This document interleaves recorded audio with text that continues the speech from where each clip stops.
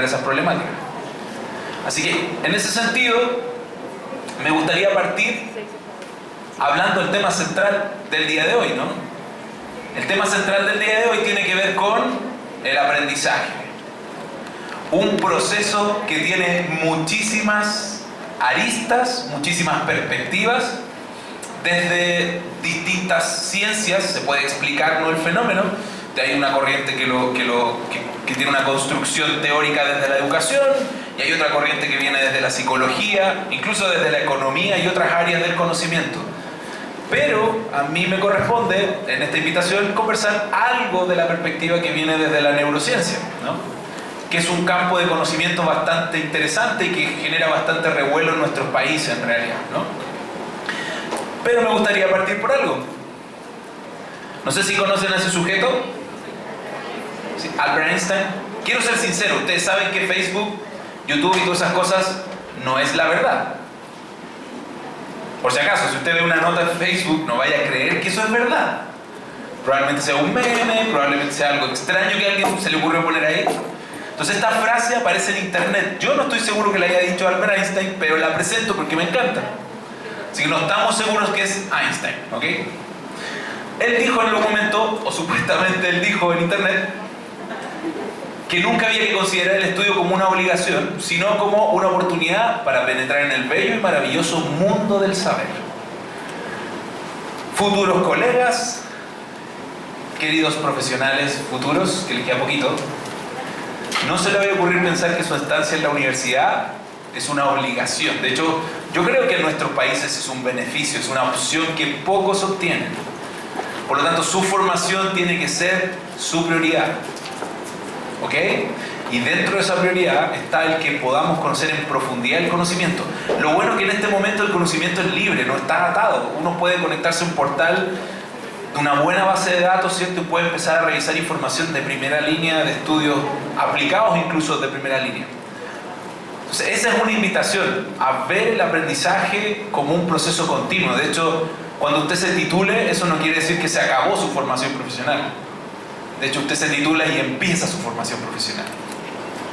Entonces se va a dar cuenta que va a tener muchas necesidades, porque todo es tan plástico en el mundo, la sociedad cambia tan rápido y la tecnología ha crecido bastante, que cosas que nos leímos en algún momento, tal vez cuando salgamos al mercado laboral, ya van a ser obsoletos. Entonces hay que tener una costumbre constante, sobre todo quienes trabajamos en educación y particularmente quienes trabajan en psicología, por todas las nuevas evidencias que hay, los cambios de la percepción del tratamiento que emanan de la farmacología, que emanan de la psicología cognitiva e incluso de la neurociencia, ¿no? O sea, hay que darle una vuelta de tuerca a cómo hacemos las cosas. Y por eso me pidieron hablar algo sobre esta cosa de la memoria y el aprendizaje, y que sea enfocado a lo que ustedes experimentan todos los días como estudiantes. Entonces lo que vamos a hacer es, voy a hablar varias cosas de neurociencia, pero voy a tratar de darles al final un par de tips que usted aplique para que tenga un mejor pasar por la universidad. Y que no sea un recuerdo de tortura, ¿no? Hay algunos que sufren, ¿no? Fin de semestre, son momentos difíciles. Ok. Yo quiero hacer una aclaración. Este tema de comprender lo que está pasando a nivel de su cerebro tiene varias aristas, como mencionamos, y viene a ser como, en realidad, como un universo que hay que mirarlo desde distintas perspectivas y hay que hacer un acercamiento desde distintas áreas, ¿sí? El reto de esta conversación que vamos a tener hoy, y que de hecho, por lo que entendí, tenemos un tiempo de preguntas, incluso si usted quiere profundizar, yo de verdad los invito a acercarse a lo que estamos haciendo como fundación también acá en El Salvador. Gracias a la Fundación Veritas ya tenemos un pequeño equipo de investigación de 5 o 6 personas que yo llevo formando junto con Carlos hace 8 meses aproximadamente. Ya estamos tomando los primeros datos, estamos poniéndonos los primeros desafíos de publicación. Y en Chile yo tengo equipos que son alumnos de pregrado que han sido entrenados para investigar. Así que no sientan que porque no han terminado la carrera no pueden investigar, al contrario. Seguramente tienen más opciones de hacerlo, ¿no?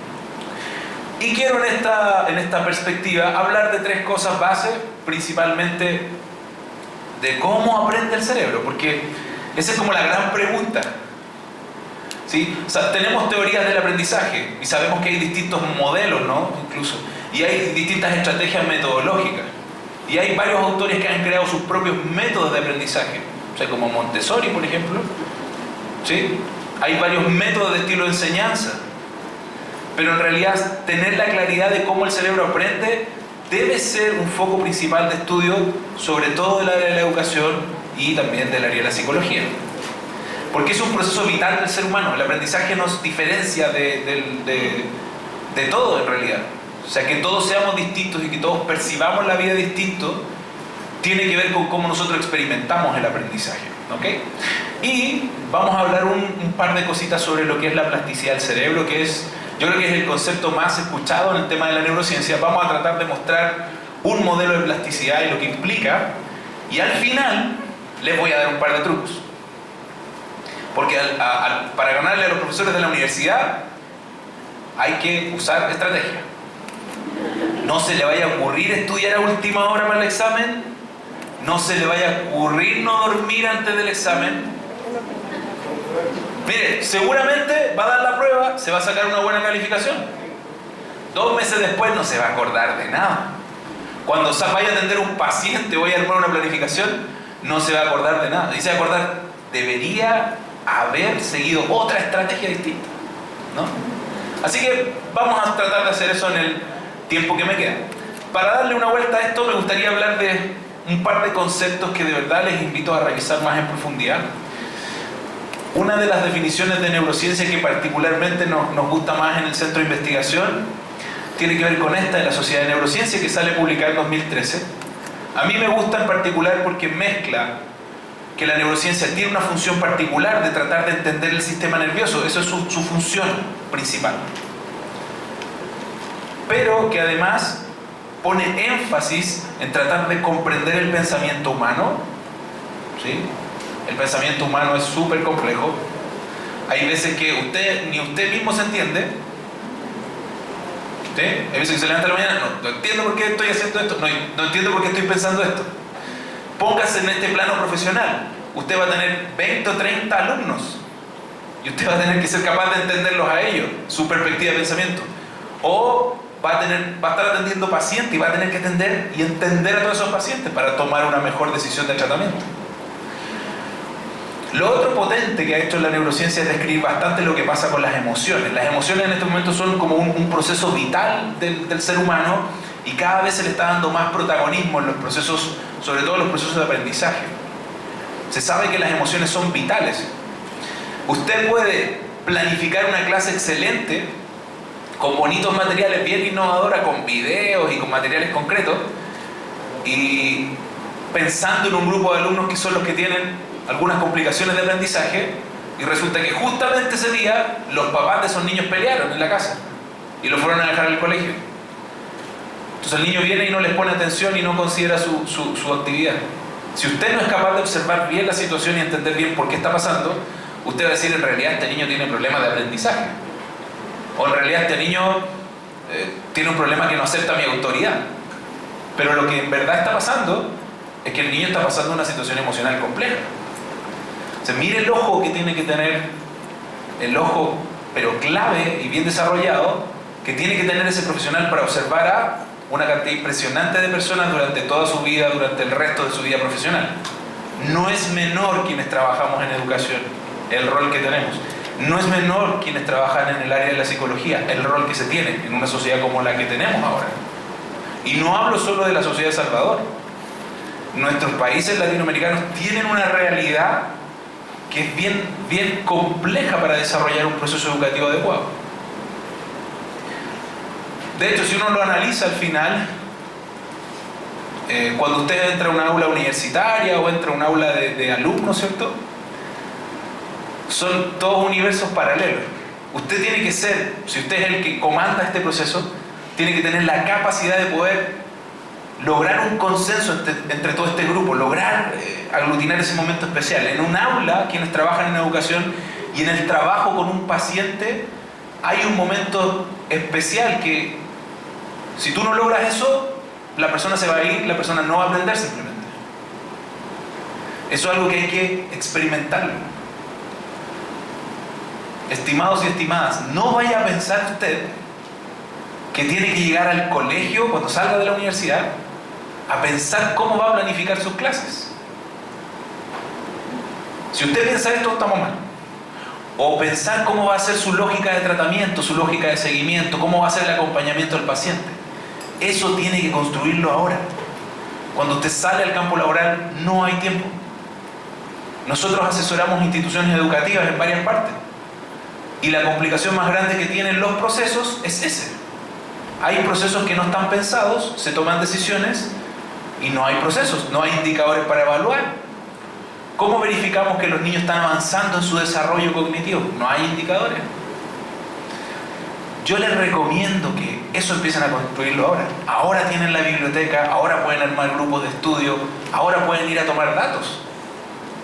Más adelante es mucho más difícil.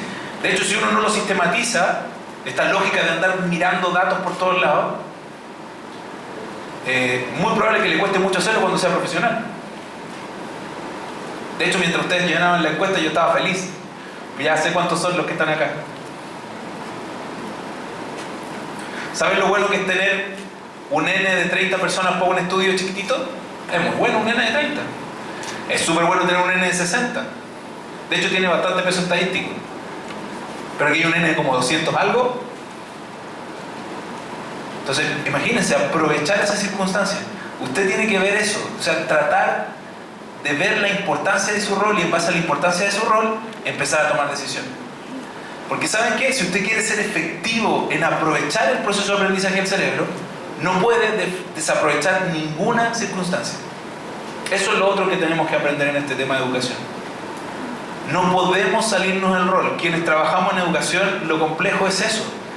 Que no es solo un rol que tú cumples un cargo y un horario. Las personas somos profesores de por vida. Somos profesores donde estemos. Usted sale a un lugar y lo ve a su alumno, usted va a ser profesor. Lo que usted haga en ese momento va a modelar a ese ser humano. Incluso si usted es profesor universitario. No quita que sea más grande o más pequeño. O sea, no es menor analizar eso. Y por otro lado, lo que sí tenemos como preocupación máxima en la fundación y en nuestro centro de investigación es: cuidado, no todo lo que diga neuro es bueno. Si alguien le vende neuroventa, neuromarketing, neurodeporte, neurorehabilitación, hay un montón de neuros. Ojo, que no estoy diciendo que esos no sean, pero hay que mirar bien qué es. Si de verdad tiene un buen sustento. De hecho, el instrumento que acabamos de aplicar busca eso. Busca verificar qué piensan ustedes sobre puntos principales que están en áreas grises. Cosas que la gente dice: esto es verdad, el cerebro funciona así. Y el cerebro nunca funcionó así. O otros que dicen: esto lo sustenta la neurociencia y por eso es bueno. Y resulta que no tiene ninguna evidencia, no hay ningún estudio que lo valide, ¿no? Hay que tener eso en consideración. Con respecto a la memoria, esta es una de las... De hecho, les recomiendo el artículo que es de Aguado Aguilar, está en la revista Neurol, que es una revista española que vincula los esfuerzos de varios centros de investigación españoles de neurociencia aplicada. Y este autor me gusta bastante, tiene varios trabajos en la línea. Pero este en particular llama bastante la atención. Aterriza lo que es la memoria. ¿Sí? Hay varias versiones y varios autores. A mí me gusta este, ¿no? Dice: proceso dinámico que gestiona la información almacenada a largo plazo en el cerebro. Eso es la memoria. Pregunta: ¿será su propósito como estudiante universitario desarrollar mucho su memoria? Sí, tienen que manejar muchas cosas, mucha evidencia, muy bien. Pero en un contexto. ¿Por qué un profesional de cualquier área aprende muy bien y estimula o desarrolla muy bien su memoria? Porque quiere ser capaz de, con ese conocimiento, solucionar problemas reales. ¿Sí? No vaya a pensar que es solo para la nota. No se le vaya a ocurrir estudiar solo para la nota, de hecho. Recuerde que en la sociedad actual lo que más tenemos son problemas y pocas soluciones concretas. Sí debo decir que hay hartas oportunidades de solucionar cosas. Hay financiamientos internacionales, hay proyectos, hay iniciativas de lo que se le ocurra. Si usted busca, va a encontrar. Pero tiene que tener una buena propuesta que responda a una necesidad. Por eso me gusta la definición de este mismo de Aguado Aguilar, que habla sobre ¿Qué implica el aprendizaje? Porque esto va más allá de mirar el indicador si alguien recuerda o no información, sino que se pasa a la modificación de la conducta.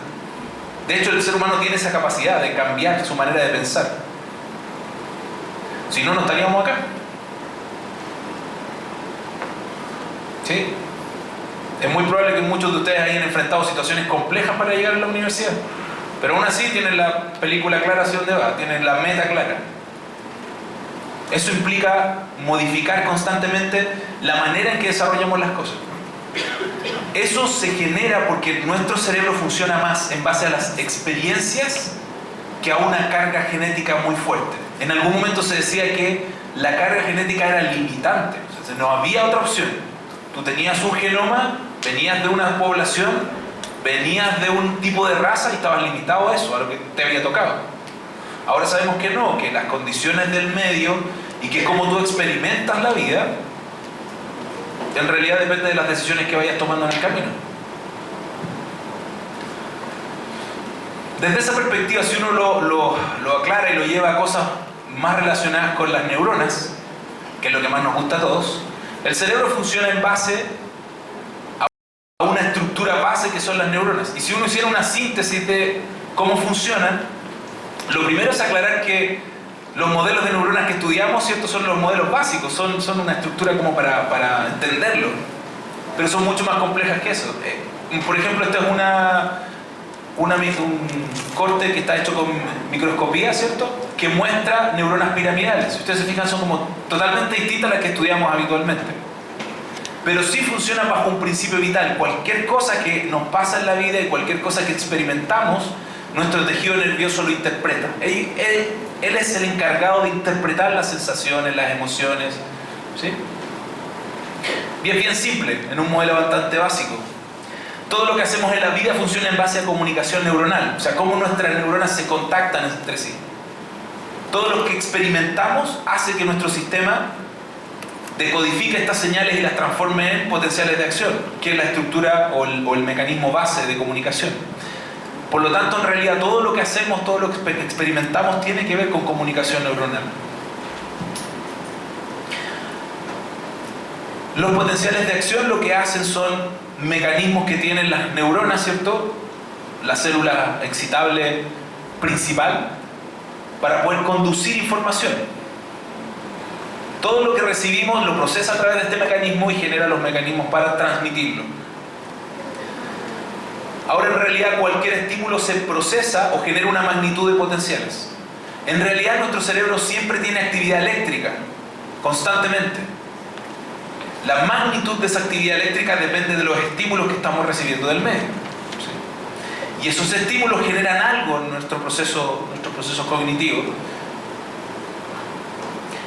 En ese sentido, el modelo de interpretación del proceso es a través de la sinapsis, que es un mecanismo de comunicación entre neuronas, principalmente entre estructuras del axón y de las dendritas de las neuronas, que responden al estímulo que se está dando. Entonces, cada vez que nosotros le pegamos una estimulación acá a las neuronas del presináptico, ¿cierto?, se activa un mecanismo de despolarización, se genera la liberación de un neurotransmisor y eso genera una respuesta. Por lo tanto, ese es el proceso clave. Y además, para aclararlo aún más, ese proceso es dependiente de señales complejas que están constituidas y están moduladas por el sistema, a través de neurotransmisores, de hecho. Son sustancias que se liberan y que son específicas para interpretar distintos estímulos, ¿no? Entonces, cuando yo hago ese proceso, se genera la estimulación del ingreso del calcio a la estructura presináptica, se libera el neurotransmisor y eso desencadena la respuesta en la otra estructura. Un dato interesante, en esta estructura, un modelo así, es la estructura que nos permite comprender cómo funciona el aprendizaje. De hecho, hay una sinapsis específica, que es la sinapsis glutamatérgica. Se libera glutamato, es uno de los neurotransmisores. Recuerde que el cerebro no es tan simple como lo entendemos, no es una cosa lineal, que yo digo, este es el circuito del aprendizaje, porque hay millones de otros circuitos interactuando en ese proceso. Pero ese neurotransmisor genera cambios plásticos que han sido investigados y han sido descritos. Incluso uno llega a pensar que hay varios mecanismos que no están descritos porque no tenemos la tecnología para verlo. Entonces, en ese sentido, cada mecanismo de recepción tiene un neurotransmisor específico. En el caso del movimiento viene a ser la acetilcolina. En el mecanismo de conexión entre las neuronas y el músculo, porque la acetilcolina a nivel de corteza cerebral tiene que ver con procesos de aprendizaje. Por eso les digo que es mucho más complejo. Ahora, esto llevémoslo al día a día. ¿Sí? Llevémoslo a lo que pasa día a día en el aula. Nosotros trabajamos directamente con las neuronas. Si tengo una neurona y le pego un chispazo a la otra, ¿de nuestro estudiante? No, a no ser que tengamos un laboratorio y tengamos ratoncitos, ¿no? No trabajamos así. Porque miren, yo hasta este punto podría venir y decir, ¿saben qué? Lo que yo traigo es un programa, es un libro que habla sobre cómo estimular las neuronas en los niños. Entonces les digo, tiene 10 sesiones que usted tiene que aplicar y en base a eso le va a liberar más glutamato en el cerebro. ¿Sí? Eso no sería tan real ni factible. Los seres humanos somos mucho más complejos que eso, ¿no? Entonces miren, pensemos solo en un circuito. Por mucho tiempo se ha descrito que existe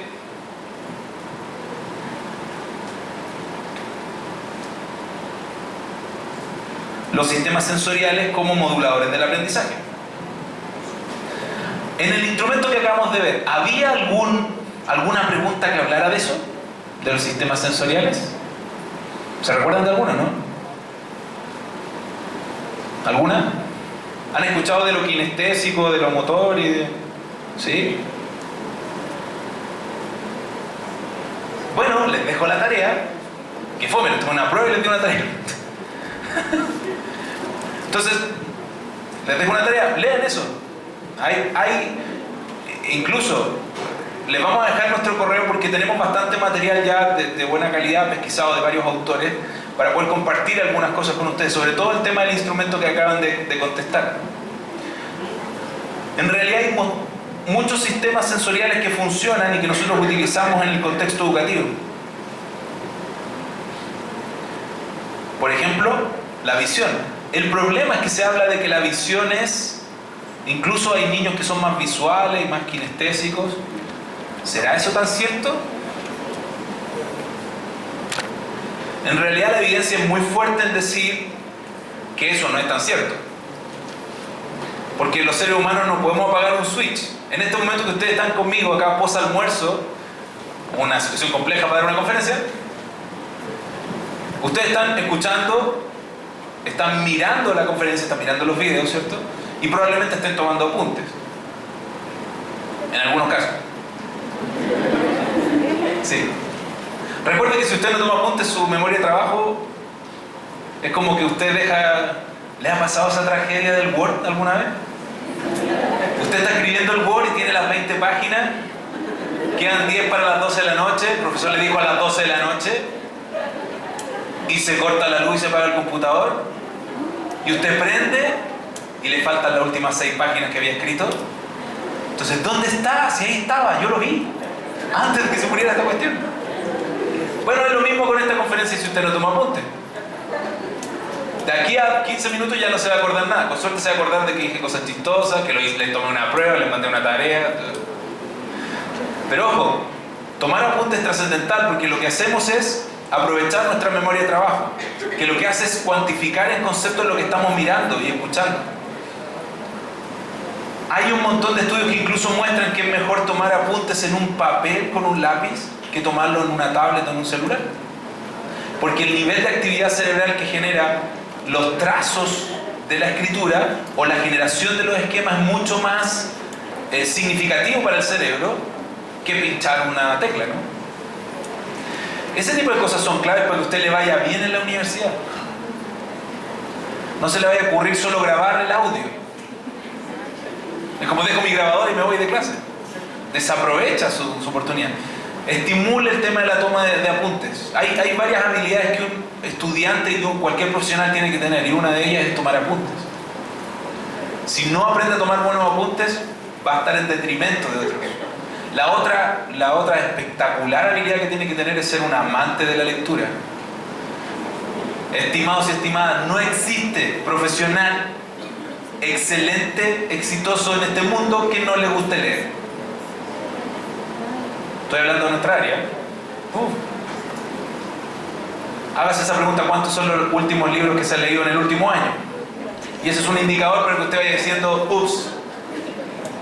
La estadística dice que en Latinoamérica las personas gastan 3.5 horas de su día conectados en Facebook.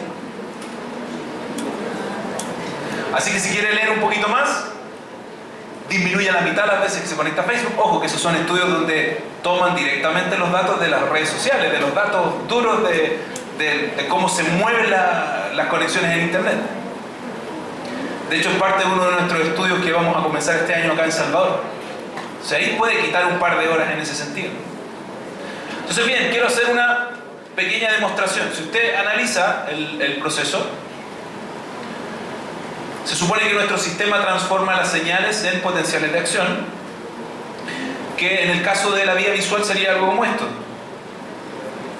Que la señal llega, ¿cierto?,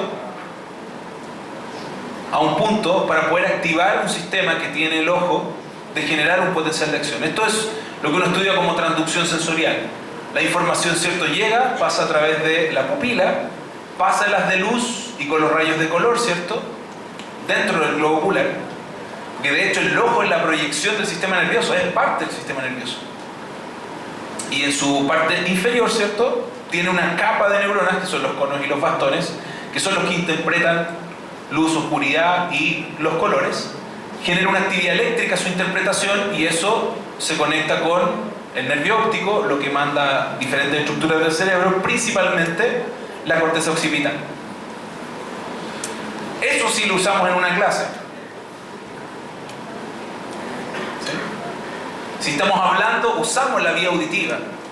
Pero eso no quiere decir que yo tenga, si yo los mido a ustedes con un instrumento, que tenga 10 que son más visuales, 5 que son más auditivos y otros que son más motores. Porque todos los seres humanos somos al mismo tiempo kinestésicos, visuales y auditivos. El problema, y se los aclaro, es que hay varias instituciones que han creado programas basados en ese neuromito. Ese neuromito en particular es uno de los neuromitos más fuertes que existe en Latinoamérica. Que es de riesgo. ¿Te imaginas si yo llego a un colegio y estratifico a los alumnos por ese canal de información? Lo que puedo llegar a hacer. Puedo llegar a marcar a un estudiante. Es como que ustedes los etiquetaran a cada uno. Y dijera, estos sí, estos no, y estos más o menos. No se puede, no se puede. Una de las cosas que hace la neurociencia es eso, aclararnos que no podemos estratificar a los estudiantes, sino que tenemos que preocuparnos de crear las instancias para poder trabajar con ellos, que es distinto, ¿no? Ok. Ahora, en ese sentido, lo que nosotros hacemos en esta área es tratar de entender cómo funciona el cerebro. O sea, una cosa es lo que pasa con las neuronas y otra cosa es la que pasa con el cerebro. Y en ese sentido, la investigación, los aportes que ha hecho para poder entender el aprendizaje, es que el aprendizaje no solo depende de canales de información, o sea, por dónde entra la información, sino que depende de cómo se procesa. Y ahí hay varias estructuras que generan una comprensión del aprendizaje distinto. Una de las estructuras principales viene a ser el hipocampo, que es una estructura de la neurona que está, perdón, de la estructura cerebral que está en la base del cerebro. Vamos a buscar acá, ¿cierto? Está en la base del cerebro, es parte del sistema límbico, incluso una estructura que está conectada con otra estructura que tiene que ver con las emociones, que se llama amígdala, ¿no? O sea, son dos estructuras que están en relación, ¿no? Lo bueno que tienen estas dos estructuras es que son parte del mecanismo de procesamiento del aprendizaje, y ese es un empujón que nos pega muy fuertemente a los profesionales de cambiar la perspectiva de cómo enseñar. Porque antes era enseñar en mi escuela se decía la letra con sangre entra. A ustedes no les pasó eso, que ustedes son jóvenes. Nosotros vivimos la era de hierro de la educación. Había gente que le pegaban con la regla y con todo eso, ¿sí? Pero desde esa perspectiva cambia el patrón o el paradigma de funcionamiento. Por eso crean nuevos sistemas educativos, crean nuevas tendencias de educación. Cambia la perspectiva de la educación. No es algo menor que cambie la perspectiva de la educación. Ahora, esta estructura del hipocampo es la estructura que más se ha investigado con respecto a el tema del aprendizaje. Me gustaría mostrar ese mecanismo en relación a cómo funciona la plasticidad.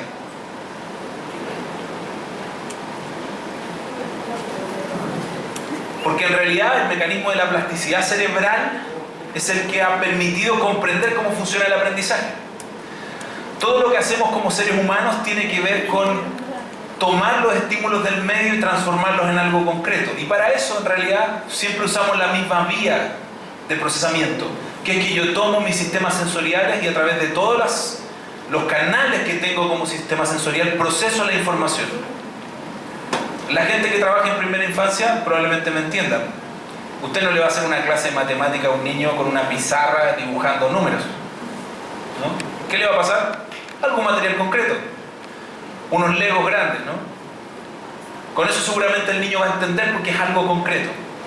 Pero él no solo va a entender la dimensión, el color, sino que va a tocar esa estructura y va a empezar a asociar ese concepto o eso que él ve en concreto con algo muy abstracto.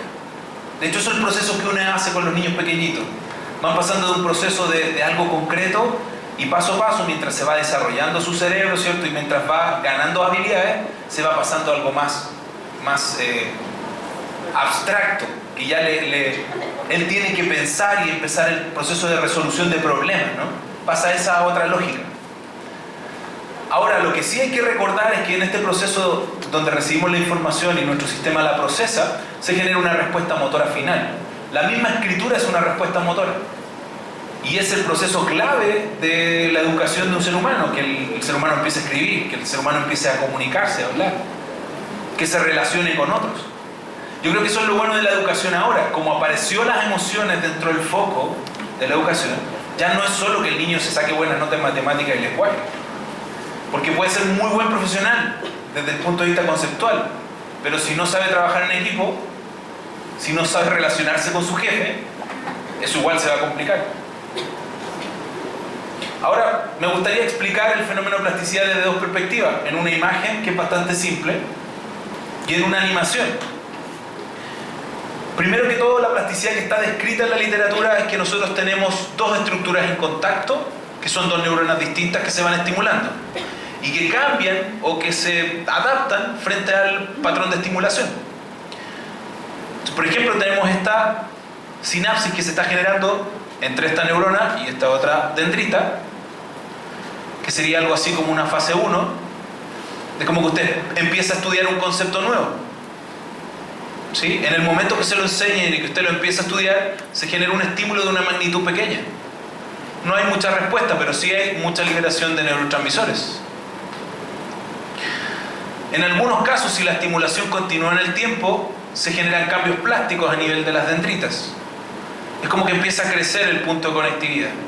Entonces, eso que estamos generando, ese patrón de estudio en el caso de que uno esté estudiando un concepto, ese buen apunte que tú tomaste, que después revisaste al final de tu clase y que discutiste con alguien en una reunión de estudio de la semana, empieza a generar una huella en tu cerebro. Vuelvo a repetir, recuerde que usted no está estudiando para una nota. Siempre téngalo en mente. Usted está estudiando para ser un profesional que aporte a su país. Esto sería como una fase 2, como que vamos aprendiendo un poco más. Y hay instancias donde ya las cosas no se nos olvidan. Y ya podemos aplicarlas. O sea, el profesor nos da un trabajo de aplicación, no nos dice, recuerda qué pasa con este concepto, o qué es este concepto, qué es esta definición. Sino que nos dice, toma estos conceptos y construye algo. O anda a esta práctica y observa en base a lo que aprendiste. Haz un diagnóstico en base a estos conceptos. Para lograr eso, hay que profundizar el conocimiento, ¿no? Entonces aquí sería que una neurona estimuló tanto a una zona de esta dendrita que generó un cambio estructural. Esto viene a ser el modelo de aprendizaje. De hecho, es parte de los estudios que hizo Kandel, que quienes les haya tocado estudiar neurociencia tienen que haber leído algo de Kandel, algún par de capítulos por lo menos, ¿no? Del libro Principio de Neurociencia o el otro. Es como el libro almohada que tiene la gente que tiene algún curso de neurología o neurofisiología. Siempre está ahí en la almohada. Mostrémoslo con un experimento, ¿sí? De hecho voy a ver si podemos apagar la luz. ¿Podríamos o no? Si supiera de dónde se apaga. Parece que de acá.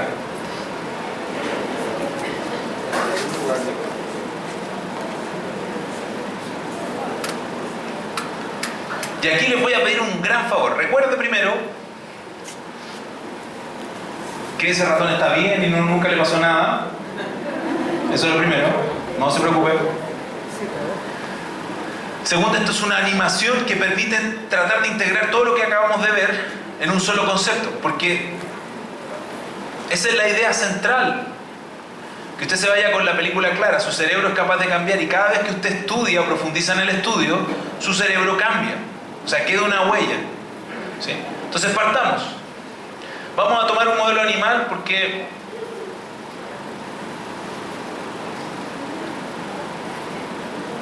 es el ratón y la rata son los modelos más usados en estas investigaciones.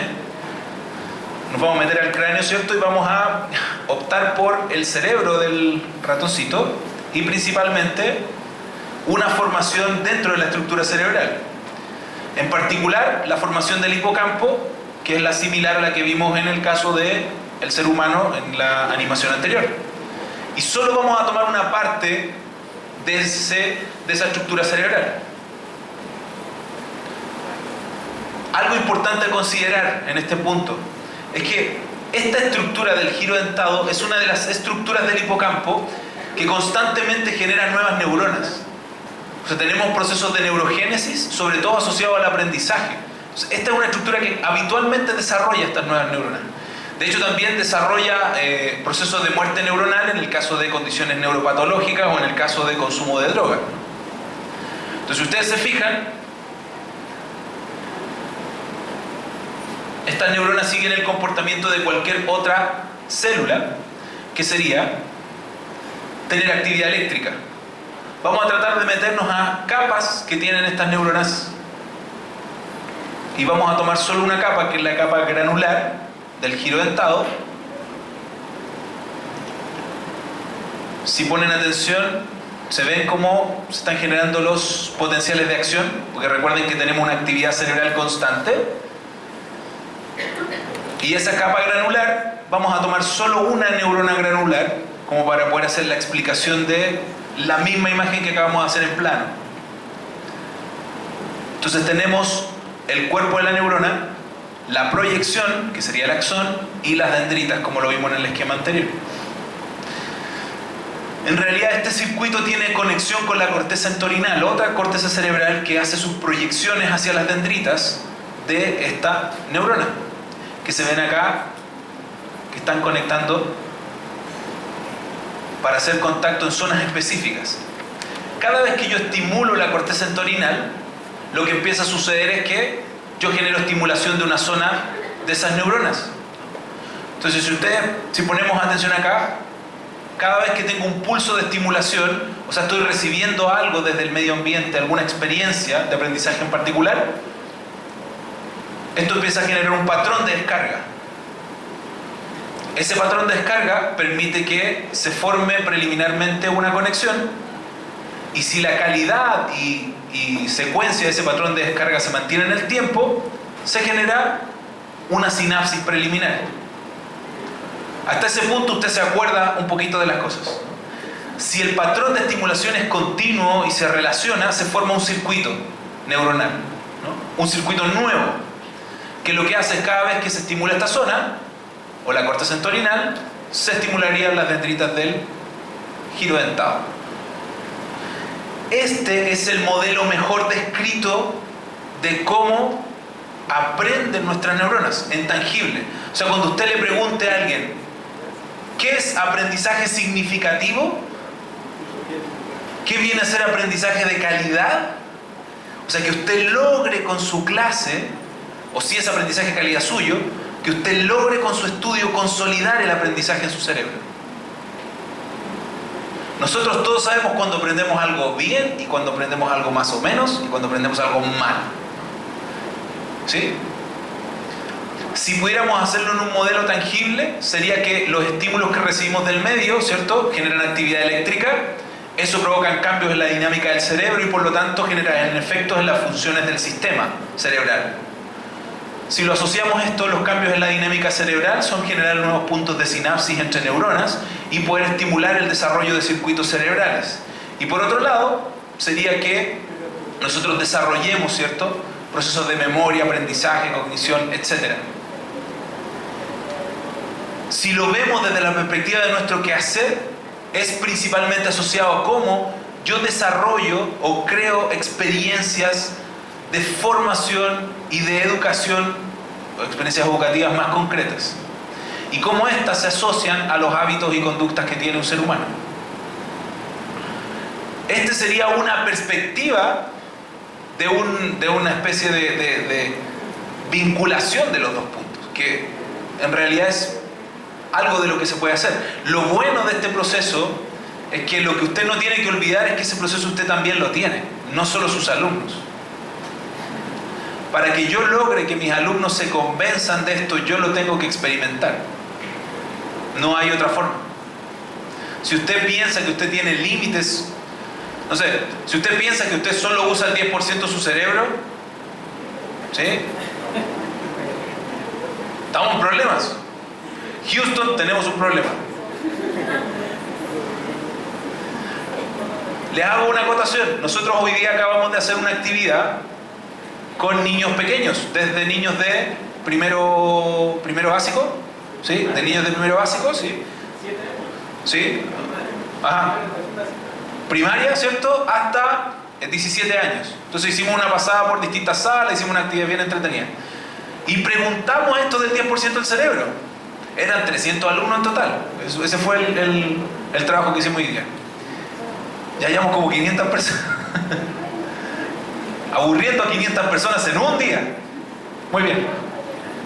Imagínense, hay niños y jóvenes que ustedes van a atender en educación y en el área de la psicología que piensan que ellos usan el 10% de su cerebro, porque les hicimos la pregunta. Hicimos un juego y por lo menos el 90% de ese auditorio dijo que ellos usaban solo el 10% de su cerebro. Imagínense la responsabilidad que usted tiene al llegar al modelo educativo salvadoreño o la clase de pacientes que le van a llegar con esa concepción de cómo funciona su cerebro, ¿no? Desde la perspectiva educativa, yo creo que una de las cosas que podemos aportarles y que es un modelo que estamos trabajando hace un buen rato, ya tenemos algunas aplicaciones de eso, es que en realidad si lo vemos al campo del educador, el educador tiene que buscar la manera de conectarse más allá de solo lo relacionado con los contenidos con sus estudiantes,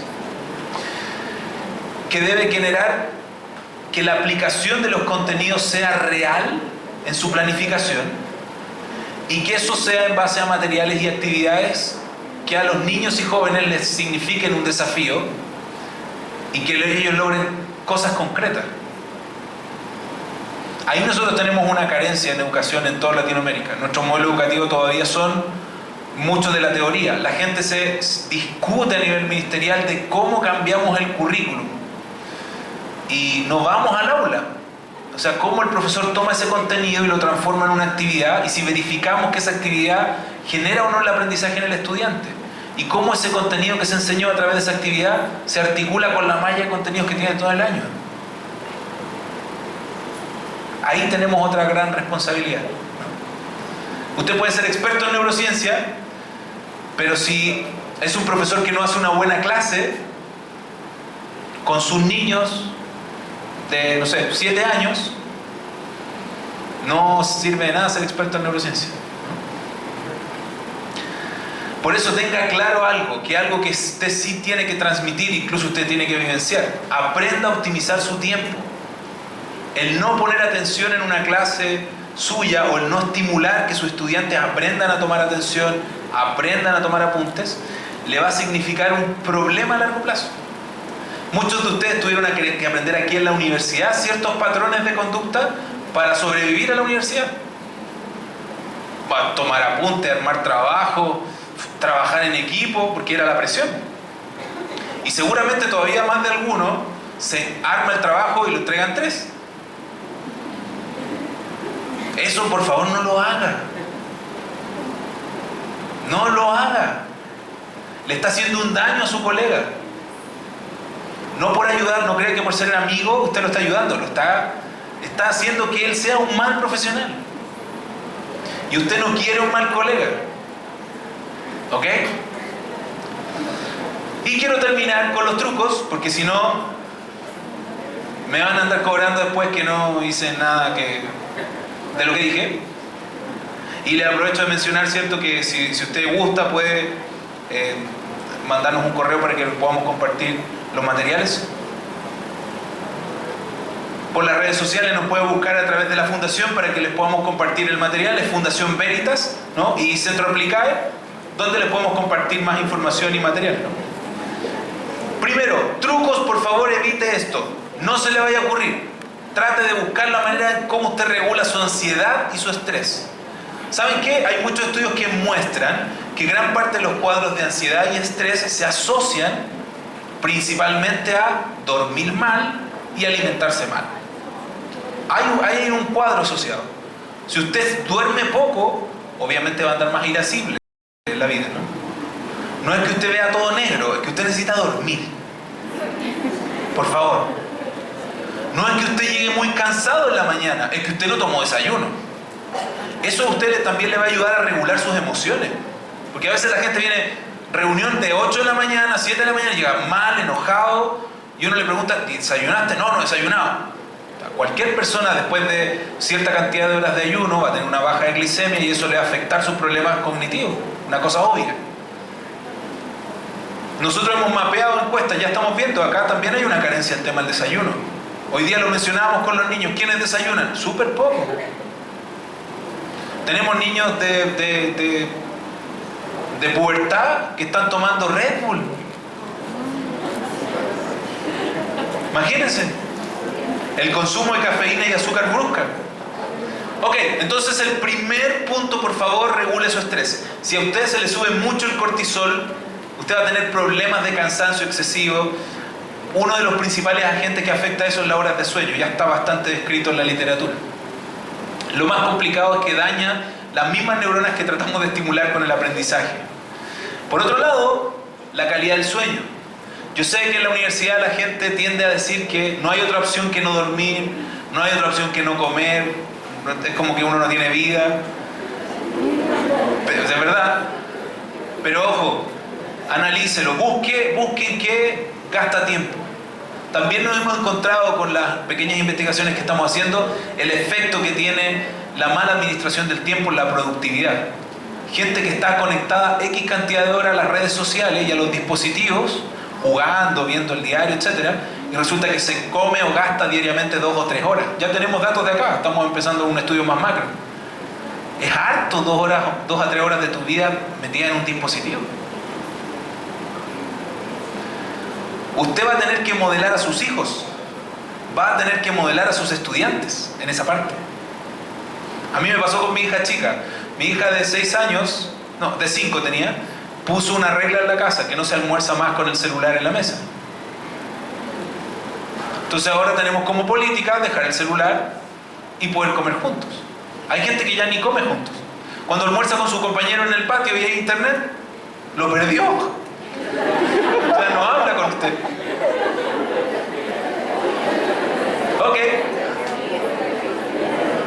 Otra cosa importante es que el cambiar el ciclo de horas de sueño afecta el ritmo circadiano, que es el ritmo que controla nuestras hormonas. Particularmente altera mucho el ritmo de la hormona del crecimiento y de otras hormonas también, incluso de la melatonina. Por eso cuesta tanto dormirse después. Trate de cambiar su patrón de estudio. Haga usted mismo un pequeño estudio. Se va a dar cuenta que si usted se levanta más temprano, su hora de la mañana va a ser mucho más productiva. Se lo aseguramos. Todos los que lo han probado funcionan. Que usted se quede 3 horas en la noche. Porque el nivel de cansancio que tenemos, el nivel de estrés que tenemos... De hecho, nuestro cerebro en ese momento La luminosidad le está diciendo al cerebro, anda a dormir. Y uno lo que está haciendo es, no, tengo que seguir trabajando. El otro tema es los temas de tecnología, que son los que estamos conversando, ¿no? Hay límite de horas para usar los dispositivos. En este caso yo le aconsejo algo más brusco, ¿no? Estuvimos el año pasado en noviembre con Tracy Tokuhama en Coyhaique, al final de Chile, en el último punto de Chile, en una conferencia conjunta. Entonces Tracy Tokuhama es una persona de Costa Rica que trabaja en la Universidad de Harvard, que habla mucho de este tema de neurociencia y educación. Entonces en uno de los almuerzos, ella me decía, no, yo lo que hice fue negociar con mi hijo. Entonces mi hijo utilizaba un ratito el dispositivo y otro ratito la lectura. Porque no quería que no aprendieran. Yo le dije, no, yo no hice eso. No lo he dejado usar ningún dispositivo. De hecho, si yo le paso el celular, lo hace funcionar sin ningún problema. Le hemos pasado la tablet y lo hace funcionar sin ningún problema. No quedó con esa huella, así como que no lo va a lograr. Porque estos dispositivos son tan fáciles de usar. ¿Para qué hacerlo perder el tiempo? 2 o 3 años que esté jugando Hungry Birds, Candy Crush. Esa es una mala estrategia, es desconectar a su hijo de usted mismo, ¿sí? O usted desconectarse del mundo. Y puntos claves, porque me quedan 3 minutos. Alimentación, le recomendamos regular su alimentación, cuidarla, tratar de comer saludable. No se le ocurra llegar a las reuniones sin desayunar, porque es un desastre eso. El resto de nosotros no tiene la culpa de que usted no haya desayunado. Le recomendamos ejercitarse. Ese es uno de los grandes descubrimientos también. El ejercicio físico como tal, en ciertas cargas de intensidad, duración, etc., generan plasticidad cerebral en varias áreas del cerebro, como la corteza prefrontal, como el mismo hipocampo, etc. Y por último, organice su tiempo. ¿Ya? Ese es uno de los factores estrella que existen en este momento. Es como volver a los cimientos, en realidad. Sí, si yo me organizo bien, voy a tener más éxito, ¿no? Así que quiero dar las gracias por este tiempo, por su disposición, y muchas gracias a la universidad y a la fundación por esta invitación.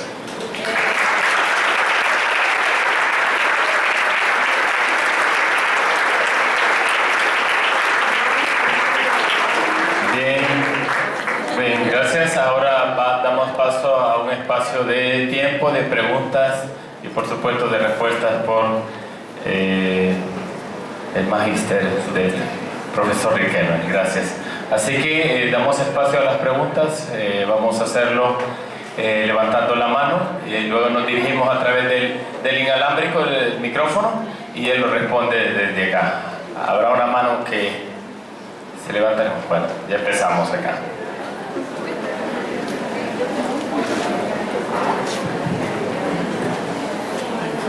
Buenas tardes, gracias. Hola. Buenas tardes, gracias. La pregunta es con respecto a lo que usted mencionaba de que nos quitemos el esquema de la etiqueta en cuanto a lo visual, auditivo, que una persona, porque todos estos años hemos aprendido, al menos en mi carrera de educación especial, que debemos aprovechar esa área, digamos. Si mi niño, yo descubro que a él le funciona más lo visual, pues aprovechar lo visual. Si yo descubro que es auditivo, aprovechar el auditivo. Y ahora es como, eso no es así. No sé si me podría explicar un poco más a profundidad sobre ese tema. Sí, de hecho, hago esa aclaración porque no era el tema central de la conferencia, por eso no le dimos más a esa área, aunque es un área que como fundación y como centro de investigación nos preocupa muchísimo en Latinoamérica. Nosotros acabamos de terminar la recolección de un estudio sobre los neuromitos, porque el autor de este instrumento, que es Paul Howard Jones, nos ha permitido tomar esto en varios países. Hemos tomado en, no sé, 20 o 30 colegios de habla inglesa que están en casi toda Latinoamérica para verificar esto. Lo delicado es que hay en este momento 20 o 30 conceptos de neurociencia y educación que supuestamente son aplicables, pero en realidad son un neuromito. La definición de neuromito que le instala la OCDE en el 2002, 2007, Y Howard Jones, todos los estudios que ha hecho entre 2012 y 2014, mire, su último estudio de los neuromitos salió publicado en una revista Nature en octubre del 2014, si me lo recuerdo, o 2015, o sea, es hace poquito. Que son concepciones erradas o transferencias aceleradas de descubrimientos neurocientíficos para tratar de explicar un fenómeno humano. Yo hice estudios de neurogénesis con peces en un laboratorio. O sea, había neurogénesis en el cerebelo del ratón, del pescado, por cierto tratamiento que le hicimos. Yo podría haber creado un neuromito diciendo, con ese compuesto yo lo transformo en una tableta y yo estoy seguro que si se lo vendo, se lo administro a un niño, le van a crecer más neuronas en el cerebelo. El cerebelo es una estructura que tiene que ver con el procesamiento de las emociones y el control del movimiento, etc. Entonces yo podría ponerle a mi producto que esa tableta que yo cree va a servir para regular las emociones del niño. Esos son los neuromitos. Y en particular el más fuerte en Latinoamérica es una mezcla entre, usamos el 10% del cerebro, si consumimos omega 3 y omega 6 nos ayuda a tener mejor rendimiento académico, y el tema de los estilos de aprendizaje. ¿Sí? Hay descrito montones de estilos de aprendizaje. Hay un instrumento que tiene 67 dimensiones de estilos de aprendizaje, porque en realidad un ser humano no puede funcionar solo con un canal. Es imposible. O sea, mira, puede ser que tal vez tú tomas a una persona un día y si lo vuelves a medir en 3 años después tenga otro canal de información. Esa es una de las razones. De hecho, no tiene correlato ni con resonancia magnética funcional, que es la técnica que te permite ver el cerebro en tiempo real. No tiene trazas ni marcadores sanguíneos. O sea, no hay. Cuando una cosa es válida, tiene toda la evidencia detrás. El otro que es bien famoso es el tema de Brain Gym, que es el tema de la gimnasia cerebral, que se vende en nuestros países abiertamente. Hay un solo estudio que valida Brain Gym. Un tipo tenía que tirar un arco y flecha a una diana. Entonces lanza y falló al punto de la diana. Entonces hizo la secuencia de movimientos de Brain Gym, ¿cierto? Con la oreja y todo. Lanzó y le pegó a la diana. Brain Gym sirve para ayudar a conectar los hemisferios cerebrales que están desconectados. Por lo tanto, esto sirve para regular y equilibrar los hemisferios cerebrales de los niños con problemas de aprendizaje. Ese es el fundamento, búsquenlo en internet. Tiene un solo estudio publicado. Hicimos una revisión, estamos construyendo una revisión panorámica de estudios sobre omega 3 y omega 6. No hay ningún estudio que hable sobre que el omega 3 y el omega 6 funciona para subir el rendimiento académico. Pero en nuestros países se vende como pan caliente. Los médicos lo recomiendan, los profesores lo recomiendan. Sí. Acá me gusta el nombre. Neurocampolón. Vean qué compuestos tiene y analicen. En Chile lo digo más divertido, allá se ríen más todavía. Allá en Chile también venden un montón de cosas. Entonces, hay que tener cuidado. Yo le recomiendo lo siguiente: profundice el estudio. No todas las corrientes que nos enseñan tienen un buen sustento. Ojo, los profesores enseñamos algo en la universidad, pero no es la verdad. En este momento usted se mete a PubMed, que es uno de los buscadores más fuertes en ciencias médicas. Se puede meter hasta Neurología, que es una revista en español. Se mete a los portales de las revistas principales. Puede conocer ciertos Facebook donde uno puede obtener artículos cuando no tiene dinero, ¿cierto? Porque la gente comparte. No sean piratas. Y tú te vas a dar cuenta que hay mucha evidencia concluyente que dice que no se debería aplicar. La problemática es que, y por qué se instalaron fuertemente en nuestros países, es porque hay empresas que se crearon en Estados Unidos, que son empresas basadas en el cerebro, que venden programas. Otro mito que es súper bullado. De hecho, yo antes de estudiar neurociencia lo cometí. El tema del efecto Mozart. Si tus hijos escuchan Mozart, van a ser brillantes. Compré así 1 kilo de discos. De hecho, los tengo de recuerdo. Se llama Baby Einstein. Entonces tengo un montón de discos. Claro, para lo único que me sirvió es para que mis niños se quedaran dormidos temprano, porque hice un condicionamiento con la música. Eso debo decir. Pero no, o sea, la música como tal, el que los niños aprendan instrumentos musicales, el que experimenten el canto, es una estimulación fantástica, pero no una franquicia. ¿Sí? Ese es el problema de las tres dimensiones. llegamos a tal punto que nuestro director del laboratorio, que es el doctor Mauricio Valenzuela, que de hecho a través de la fundación va a estar viniendo este año a Salvador a un montón de cosas que vamos a hacer, él está creando un nuevo modelo para entender estilos cognitivos. Ahí sí que tiene un poco más de sustento. Hay gente que frente a ciertas situaciones funciona muy agresivamente por su contexto, por la manera de ser, o en otras situaciones él es muy comprometido, es como súper motivado. Pero esos son perfiles. Uno no puede estratificar. Yo no podría hacer una clase con ese perfil tampoco. Pero son perspectivas. Así que hay que tener mucho cuidado con esa parte. Bueno, y si necesitamos material, le podemos compartir todo lo que estamos desarrollando.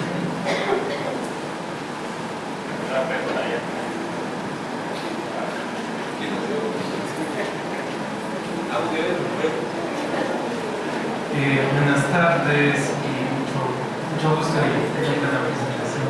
Gracias. Bueno, un par de preguntas, unas cuestiones quizás muy conceptuales porque no es mi área, pero me llamó la atención.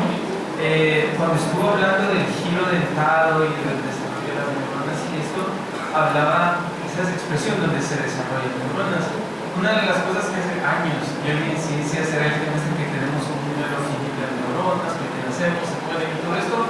Y no sé si estoy entendiendo mal, pero si la idea es contraria. La segunda, esto cuando habla del exceso de dispositivos me da una cuestión, una inquietud también propia. Yo entiendo esto que usted dice de que perdemos horas a veces en revisar de aquí, o sea, por allá y otra por allá, y el resto del tiempo que trabajamos, pero si ese trabajo implica también estar frente a un monitor, digamos, también se incluye como digamos, o sea, puede ser dañino el uso del dispositivo que sea para trabajo, porque muchos de los trabajos se vinculan ahora en este sentido. Entonces, lo de los dispositivos de las neuronas y una finalmente, entiendo que hay cuestiones de un niño pequeño, entonces por eso pregunto. Hay cuestiones que, por ejemplo, uno oye, o dice tocar un instrumento, aprender a hablar un idioma u otros idiomas, son justamente como estímulos importantes para el cerebro, para el desarrollo neuronal, que el uso excesivo de dispositivos es malo. Lo que quisiera preguntar es qué cosas son, como digamos, muy cotidianas que ustedes dicen comer, hacer ejercicio, pero no sé si hay como más cosas ahí cotidianas que efectivamente le hacen tanto daño a los niños, como viendo televisión toda la tarde, y cosas como esto, por ejemplo, de tocar un instrumento, hacer esto y lo otro, que efectivamente sirven para el desarrollo de los niños. Y solo un comentario que me gustó mucho la noticia. No, pero es que, por ejemplo, también uno le dice, mire, llega una edad que usted deja de aprender, llega una edad que usted ya no puede hacer nada, llega una edad que ya tocó, ya solo trabajo. Pero eso no es así, ¿verdad? Gracias. ¿Ok?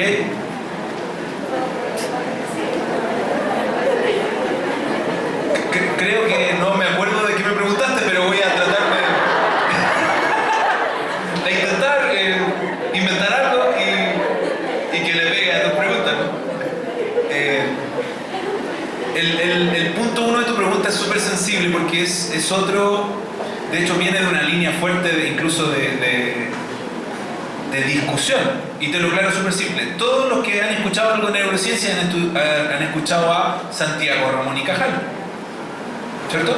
Santiago Ramón y Cajal es uno de los padres de la neurociencia. Él dibujó las neuronas cuando no tenía ni un microscopio muy potente, y está la pelea que peleó con Camilo Golgi por la técnica, que la Golgi es el que hace la tinción de plata. Entonces pelearon los dos, pero al final se ganaron los dos los premios necesarios y su reconocimiento. Entonces en alguno de los congresos aparece un tipo que se llama Altman, y Altman presentó un trabajo que dice: existe producción de nuevas neuronas. Y Santiago Ramón y Cajal mira el trabajo, estoy haciendo un invento de lo que pasó, ¿entienden? ¿Cierto? Mira el trabajo y dice: no hay neurogénesis. Y como todos seguían la corriente de Santiago Ramón y Cajal, todos los científicos de esa época dijeron: no, en realidad, ¿qué es lo que pasa ahora? No, en realidad esto no funciona. Y Altman dijo: no, yo me voy a quedar tranquilo porque sé que en algún momento la tecnología me va a dar la razón, porque en ese momento él no tenía la tecnología para hacerlo. Pasan los años, esto fue en los años 70.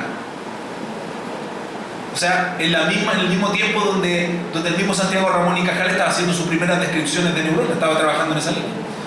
Con el tiempo se fue dando cuenta en la investigación de que en nuestro cerebro, ojo, no es que se dividan nuestras neuronas, porque eso hay que aclararlo, sino que tenemos zonas donde tenemos células troncales neurales. O sea que son células totipotenciales que se pueden desarrollar en cualquier cosa. De hecho, pueden generar neuronas, pueden generar glía, que bajo ciertas condiciones se terminan transformando en neuronas. En el caso del giro dentado hay zonas importantes, en el caso, o sea, en las últimas investigaciones dicen que hay en la corteza cerebral, que hay en la amígdala, que hay en todos lados hay un poquito de células satélites. Es como en el tejido muscular, parte de los procesos recuperativos tienen que ver con que tenemos células satélites. Y cuando se nos daña mucho la musculatura, estas células se transforman en células musculares. Entonces sí hay esa perspectiva, y se me olvidó lo otro. ¿Cuál era el segundo? Porque... ¿que me acuerdo de la última? Sí. En realidad, en el uso de los dispositivos, lo que menciona la literatura, sobre todo en el caso de niños y jóvenes, es que se limita el tiempo recreativo de los dispositivos. En el caso de los niños y jóvenes, porque los niños y jóvenes no utilizan los dispositivos para trabajar.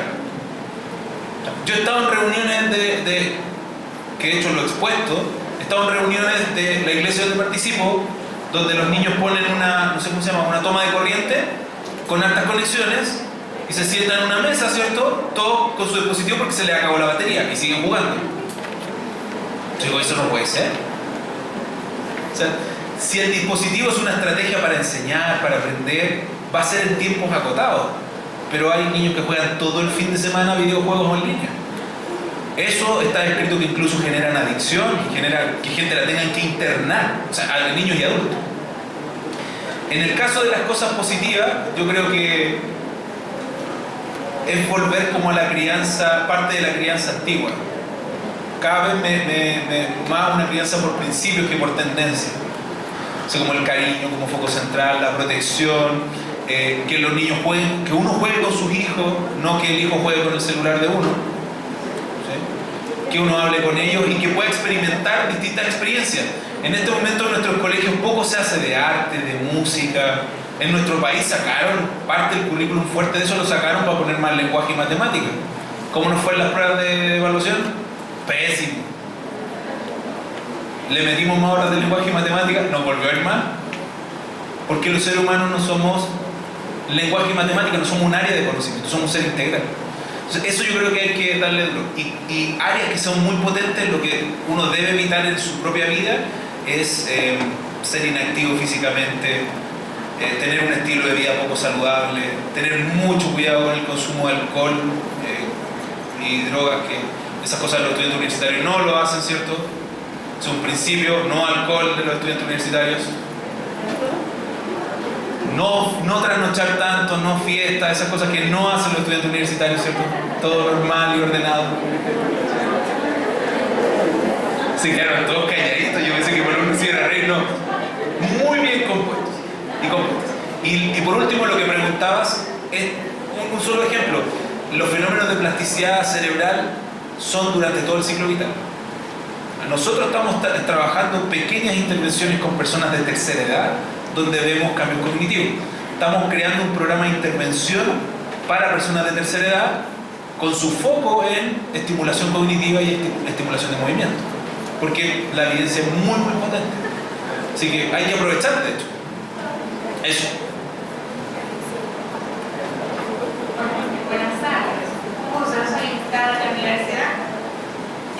Bueno, en el sentido que me llama mucho la atención de poderizar lo que habla de los neuromitos en Latinoamérica, dado que cursé un diplomado en neurociencia y aprendizaje enfocado en kinesiología educativa y acabo de terminar un curso de programación neurolingüística, y me llama mucho la atención porque este último es enfocado precisamente en los canales representacionales auditivos, kinestésicos y visuales. Entonces, si podría ampliar un poco más la parte de esos neuromitos en Latinoamérica, porque al menos aquí en nuestro país, el curso que tomé de una universidad prestigiosa y se ha enfocado mucho también en el ámbito laboral. Entonces, es como algo novedoso, ¿verdad? Que no tiene, y como todo lo novedoso, ahí vamos, ¿verdad?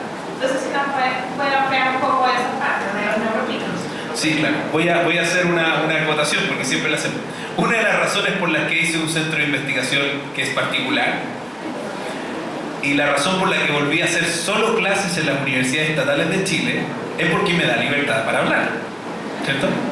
Porque, ojo, es lo mismo que les digo, si ustedes ven en internet, de toda la información que hay en internet, hay mucha información que no es válida. Asimismo, hay que ser muy cuidadoso en seleccionar programas de formación, porque hay cosas que utilizan fundamentos que no tienen validez científica. Yo les recomiendo que sean muy cuidadosos, sobre todo los que tienen que ver con neurociencia, porque otras áreas tienen más mecanismos de control. No sé, las áreas biomédicas tienen más mecanismos de control. Las áreas educativas, hay mucha evidencia de cómo está sustentado. Pero esta parte de la neurociencia aplicada a algo tiene muchas áreas grises, porque en realidad no hay evidencia de eso, ¿no? O sea, es como decir, yo voy a construir mi programa de entrenar a la gente con este tema de programación neurolingüística, por ejemplo, que es que yo hago llevar a la gente que piense en un hemisferio o que piense en el otro hemisferio para ganar, como tratar de conectarme con mi hemisferio matemático, lógico, con mi hemisferio emocional, y en base a eso procesar. Y en realidad toda la experiencia del cerebro humano funciona completa. O sea, una emoción no funciona desencadenada de nuestra área lógica. De hecho, es parte central. Entonces, yo te recomiendo leer un poquito más en profundidad, porque para que revises bien los fundamentos de eso, porque si no vas a hacer una práctica basada en un mito. Por lo tanto, vas a tener como complicaciones en el futuro. Eso es algo que hay que tener muy en consideración. Por eso queremos difundirlo desde el pregrado. O sea, y hay cosas que las estamos difundiendo en los colegios con los niños, porque sabemos que si lo enseñamos ahí, va a quedar instalado con esa claridad. Así que lo que necesites te podemos colaborar en ese sentido. Sí. Yo tenía una pregunta, pero más acerca del instrumento. Creo que es la última, que dice que si el cerebro se apaga a la hora de dormir. Esa es mi primera pregunta. Mi segunda pregunta es de que, por lo menos a mí me han enseñado que una diferencia entre un niño entre los 6 y 7 años a uno de 8 o 10 es que tiene que se les ha desarrollado pues, lo frontal. Entonces quería saber eso, o sea, teniendo eso como base, quería saber cómo las neuronas también maduran, cambian o se van desarrollando desde la niñez hasta ahorita como adolescencia o hasta adultez. Sí, te puedo contestar esa pregunta. De hecho, así como nuestra preocupación son los niños y los jóvenes y los educadores, y también tenemos una línea donde estamos súper preocupados de las familias. El día de mañana, jueves, vamos a hacer una actividad para padres grande. Invitamos a muchos papás para contarles esto. Y en particular, esa parte. El desarrollo del cerebro no es que uno nazca con un cerebro listo y que se va a la vida, ¿no? Inicialmente se decía que el desarrollo de tu corteza prefrontal, que es la corteza que tiene que ver con los procesos de regulación emocional, del tema de la perseverancia, de plantearte objetivos, que se engloba en lo que son las funciones ejecutivas, como la memoria de trabajo, etc., tenía como un proceso de maduración en el tiempo. Entonces los primeros estudios decían que esa maduración se logra como tipo 17 años. Entonces decían, por eso los niños y los jóvenes tienen problemas. Mejoraron la tecnología y se dieron cuenta que era hasta los 20 años. Mejoraron la tecnología y se dieron cuenta que había personas que llegaban hasta los 30 años y otros hasta los 34 años. Entonces, en realidad ese desarrollo de la corteza cerebral depende mucho de la experiencia. Ahora, en los niños más pequeños es más marcado porque ellos van asociando a ciertas habilidades, ¿no? Pero todo ese proceso es muy plástico y además está muy sometido a influencia externa. En niños que tienen una crianza poco amable en la primera infancia, en los primeros 5 años, afecta el desarrollo de la corteza prefrontal y eso hace que tengan complicaciones en sus funciones ejecutivas. Tú tienes que hacer un tratamiento complementario y con ellos para ayudarlos a desarrollar esas habilidades. ¿Sí? Entonces es bien plástico, no hay como un límite así claro, sino que durante toda la vida tenemos maduración cerebral en ese sentido. ¿Okay? Bien, buenas tardes. Demos pues una ofrenda de palmas por la intervención que siempre ha sido una necesidad para todos nosotros. Así que gracias de nuevo, profesor Riquelme Novillo. Y queremos pues expresar esta gratitud a través del diploma y para ello pido pues a la licenciada Pacheco para que ella sea quien entregue el diploma de conocimiento al profesor Telme. Gracias.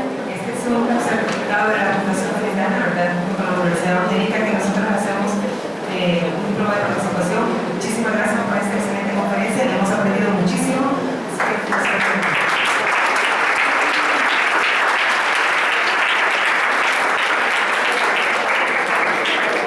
Bueno, vamos a